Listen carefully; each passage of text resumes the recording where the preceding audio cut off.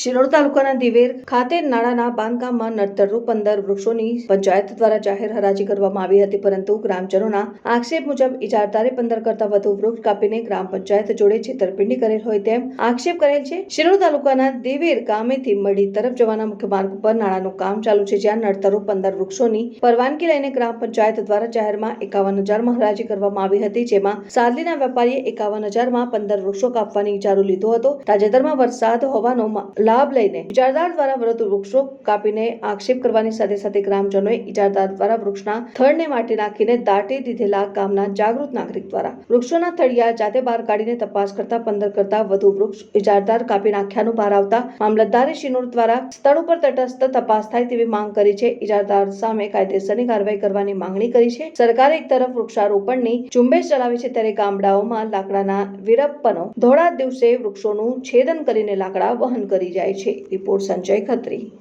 માછી ચંદ્રકાંતભાઈ સુરેશભાઈ માછીમાં ગામનો રહેવાસી છું, દિવેર ગામનો રહેવાસી છું। આ નાળાનું કામ ચાલુ હતું, તે નાળાને 15 બાવળ નડતા હતા, તે ગામના પંચાયતે હરાજી કઈ 15 બાવળ વેચી દીધેલા છે।